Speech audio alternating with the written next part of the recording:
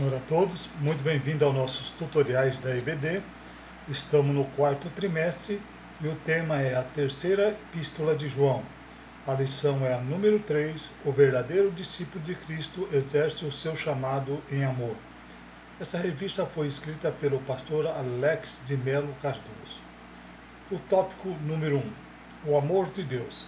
O autor diz que o amor é mais do que um sentimento, é uma pessoa, Deus. Nele reside toda a benevolência.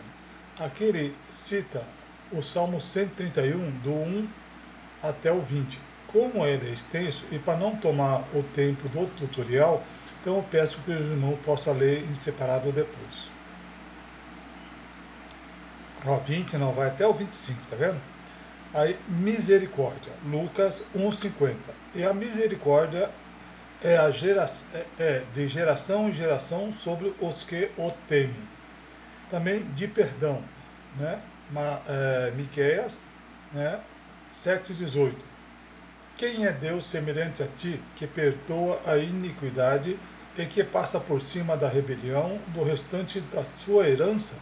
Ele não retém a sua ira para sempre, porque tem prazer em sua benignidade.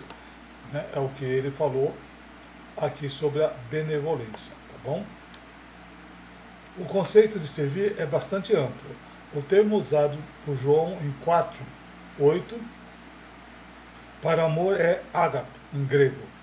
O mesmo usado por Paulo em 1 Coríntios 13, onde diz que o amor deve mover o uso de qualquer dom espiritual e o cultivo da piedade humana e estar acima dos propósitos dos próprios interesses. Este amor nos faz servir aos nossos irmãos. Gálatas 5,14. Porque toda a lei que se cumpre é numa só palavra, nesta, amará o teu próximo como a ti mesmo. Manifestando bondade, misericórdia e perdão, como o Senhor faz conosco. Joel 3:13. E rasgai o vosso coração, e não as vossas vestes, e convertei-vos ao Senhor vosso Deus, porque Ele é misericordioso e compassivo, e tardio em irar-se, e grande em benignidade, e se arrepende do mal. Aí no item 1.1, fruto do Espírito. O autor enfatiza que em Gálatas 5:22, o amor ágape aparece com o fruto do Espírito Santo. É um amor divino produzido pela terceira pessoa da Trindade. E podemos adquirir que esse amor é manifestá-lo graciosamente quando estamos em Jesus. João 15:5. E disse-lhe Tomé: Senhor, nós não sabemos para onde vou, e como podemos saber o caminho? O termo que vem do grego karpos, alguns significados são aquele que se origina ou vem de algo ou aquilo que é produzido pela energia inerente de um organismo vivo. O autor comenta que os filhos de Deus só podem produzir o que vem dele. Aí no tópico do comentarista, né, o autor cita Tiago 2:14 a 26. Diz aqui: Meus irmãos, do que aproveita se alguém disser que tem fé e não tiver as obras? Porventura a fé pode salvá-lo?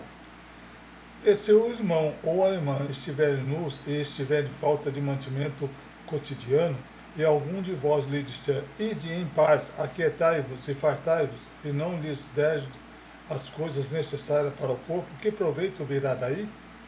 Assim também é a fé, se não tiver as obras, é morta em si mesma. Mas alguém dirá, tu tens fé, eu tenho as obras. Mostra-me a tua fé sem as tuas obras, e eu te mostrarei a minha fé pelas minhas obras. Tu crês que há um só Deus? Fazem bem. Também os demônios crêem e estremecem.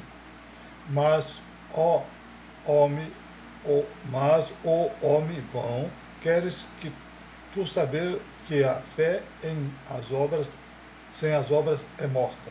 Porventura, o nosso pai Abraão não foi justificado pelas obras quando ofereceu sobre o altar o seu filho Isaque? Bem vês que a fé cooperou com as suas obras, e pelas suas obras a fé foi aperfeiçoada. E cumpriu-se a escritura que diz, e creu Abraão em Deus, e foi isso imputado como justiça e foi chamado o amigo de Deus. Vedes então que o homem é justificado pela fé e não somente pelas obras, e não somente pela fé. E de igual modo Raabe, a meretriz, não foi também justificada pelas obras, quando escolheu o emissário e despediu-se por outro caminho?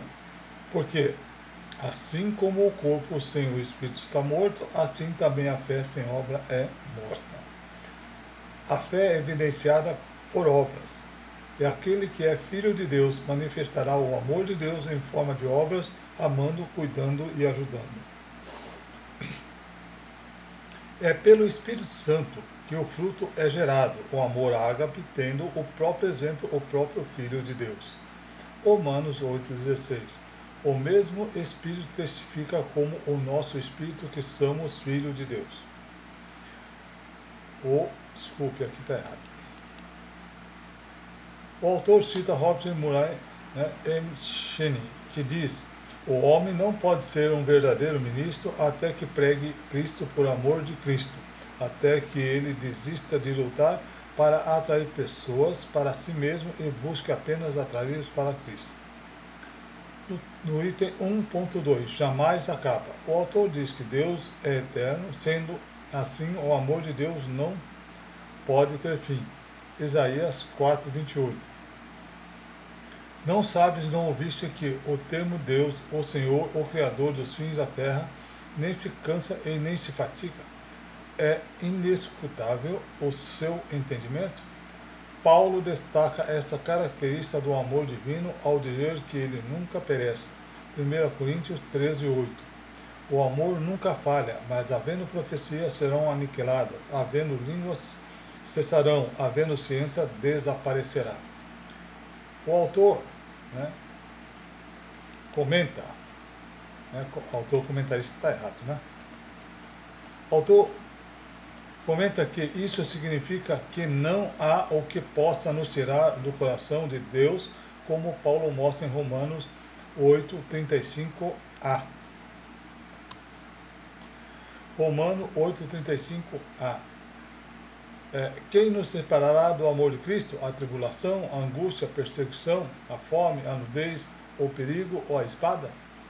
Jeremias diz em 3:22, as misericórdias do Senhor são as causas de não sermos consumidos, porque as suas misericórdias não têm fim.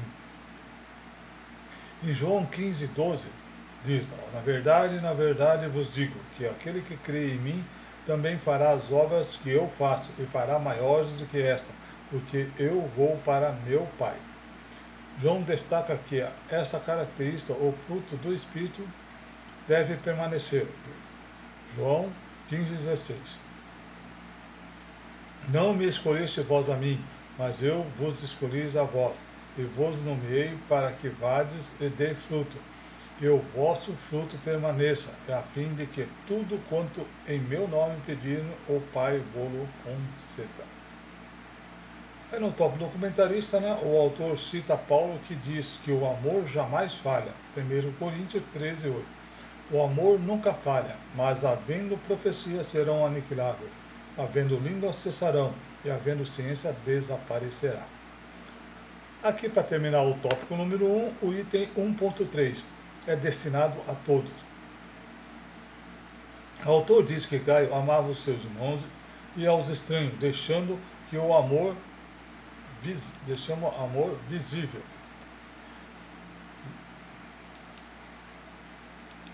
Vivo por suas atitudes, como a de recebê-lo e cuidá-lo deles.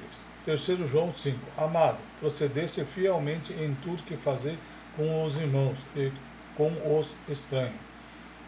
Isto era claro na igreja. 3 João 6. Que em presença da igreja testifiquem do teu amor, os quais se conduzirem como é digno para com Deus, bem farás. E como deve ser? João 13:35. Nisto todos conhecerão que sois meus discípulos, se vos amardes uns aos outros. Um discípulo de Cristo que não ama a todos não conhece a Deus. 1 João 4:8. Aquele que não ama não conhece a Deus, porque Deus é amor. O autor comenta que a força de um verdadeiro discípulo não está na função que ocupa, mas no amor que demonstra sem acepção. Aí no tópico do comentarista, o autor diz que devemos amar a todos. O bom discípulo, para alcançar o êxito ministerial, precisa de ser exemplos dos fiéis. 1 Timóteo 4,12. Ninguém despreza a tua mocidade, mas ser o exemplo dos fiéis na palavra, no trato, no amor, no espírito, na fé e na pureza. É de vital importância que todo discípulo de Cristo viva o que valoriza, pois as ações falam mais do que palavras. Aí o autor cita o pastor Gerson Elias Torres, né, que diz: sem amor, a soberba torna-se inevitável e o poder de uma força monstruosa e destruidora.